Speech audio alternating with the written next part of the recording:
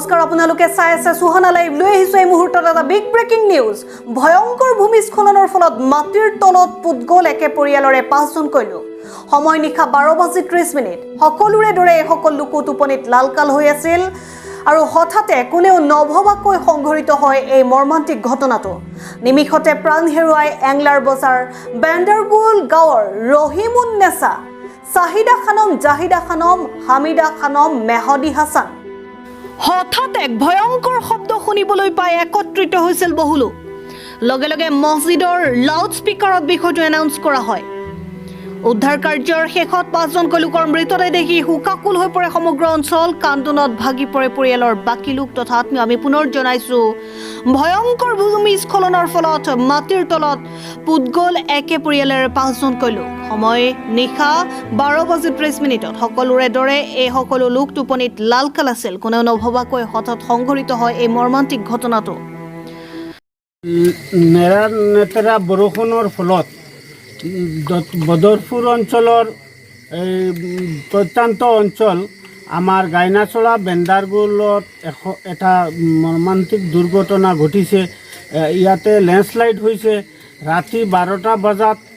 মানুহ এই পৰিয়ালৰ মানুহ টোপনিত আছিল আৰু টোপনিত থকা সময় ওপৰৰ পৰা পাহাৰৰ মাটি খহি পৰি মানুহ 5জনৰ মৃত্যু হৈছে বুলি আমি খবৰ পাইছোঁ এতিয়া ইয়াতে স্পটত আহিছোঁ আহি দেখিছোঁ কি আমাৰ SDRF NDRF আৰু প্ৰশাসনৰ লোক আহি উপস্থিত হৈ এই উদ্ধাৰ কাজ চলাই আছে আজিৰ যে এই সপ্তাহবোৰ যে বৰষুণ দি আছে এই বৰষুণৰ ফলে এইফালে আমাৰ ফ্লাড হৈ আছে গোটেই এৰিয়া আমাৰ এইফালে আৰু পাহাৰী অঞ্চলত লেণ্ডশ্লাইড হৈ আছে মাটি খহি পৰি আছে মানুহো জীৱনৰ মানে বহুত গতি আছে আমাৰ ইয়াত যে আজি যে ঘটনাটো হৈছে ইয়াৰ কাৰণে আমি সকলো ৰাইজৰ মানুহ ইয়াৰ উপস্থিত হৈ আমি দুখ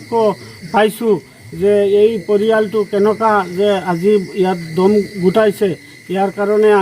আমি সকলো মানুহ ইয়াতে আজি মানে দুখৰ ছায়া নামি আহিছে সমাজত আমাৰ এনেকুৱা ঘটনা কেতিয়াও হোৱা নাছিল এতিয়া যে এই ঘটনাটো হৈছে এই ঘটনাৰ কাৰণে আমি দুখ পাইছোঁ আমি বহুত কষ্ট পাইছোঁ এই পৰিয়ালটোক আমি সহায় সহযোগিতা এতিয়া কৰি আছোঁ কিন্তু আগন্তুক দিনত এই পৰিয়ালটোৰ 2জন মানুহ জীয়াই আছে বাচি আছে আব্দুল কৰিম নামে পৰিয়ালৰ গাৰ্জেনটো বেলেগ এটা ৰুমত আছিল সি বাচিছে আৰু তাৰ লগত এটা ছোৱালী আছিল বেলেগ এটা ৰুমত সেইটো ৰুমৰ ছোৱালীটোও বাচিছে আৰু এটা ৰুমত অকল 5জন মানুহ পৰিয়ালৰ আছিল এই 5জনৰ ভিতৰত সৰু এটা ল'ৰাও আছে কেঁচুৱা আছে সেইটো লৈ গোটেই 5জন মানুহ ইয়াত ঢুকাইছে দুটা ছোৱালী বহুত মানে পঢ়া শুনাটো বহুত আগবাঢ়ি আছিল কলেজত পঢ়া শুনা কৰি আছে ইমান ইণ্টেৰিয়ৰ প্লেচৰ পৰা যে কলেজত গৈ মানে একচুৱেল ক'ব নোৱাৰোঁ কিন্তু BA না কিবা HSত পঢ়ি আছে ইয়াৰ পৰা খোজকাঢ়ি গৈ যে ইমান কষ্ট কৰি আজি যে তাৰ মৃত্যু ঘটিছে তাৰ কাৰণে আমি মানে কি ক'ম কষ্টৰ মানে মনটো বেয়া লাগি আছে